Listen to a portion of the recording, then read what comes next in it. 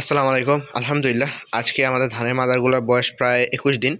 তো ধানের মাদারটা হচ্ছে ২১ দিনে তৈরি হয়ে যায়। আর এইটা একদম সম্পূর্ণ মাইসিলিয়াম রান করে। আর আমি যদি আপনাদেরকে একটা প্যাকেট দেখাই যে এগুলোর বয়স ২০ দিন ২১ দিন, এটার বয়স হচ্ছে ২১ দিন।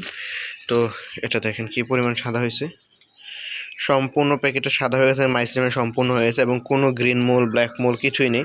যার ফলে হচ্ছে কি প্যাকেট যদি আপনি যদি খড়ের সিলিন্ডার তৈরি করেন 100% অথেন্টিক এবং 100% পিওর একটা হচ্ছে খড়ের সিলিন্ডার তৈরি হয়ে যাবে। তো আলহামদুলিল্লাহ আমরা খামারে প্রচুর পরিমাণে ধানের মাদার উৎপাদন করছি এবার, আপনারা জানেন। তো এই ধানের মাদারগুলোকে আমরা উৎপাদনের পাশাপাশি আমরা খড়ের সিলিন্ডার তৈরি করে থাকি নিজেরাই।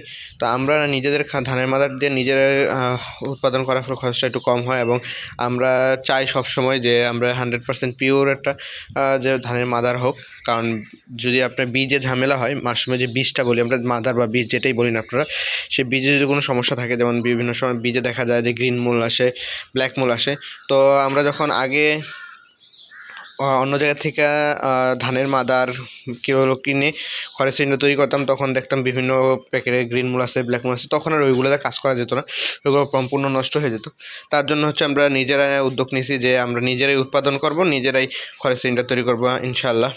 তো আলহামদুলিল্লাহ আমরা ধানের মাদারগুলো উৎপাদন করতে সক্ষম হয়েছি এবং প্রচুর পরিমাণে উৎপাদন করছি, যেটা দিয়ে আমাদের এবারের যে মাদারের চাহিদা, এই সম্পূর্ণ চাহিদাটাই পূর্ণ হয়ে যাবে ইনশাআল্লাহ।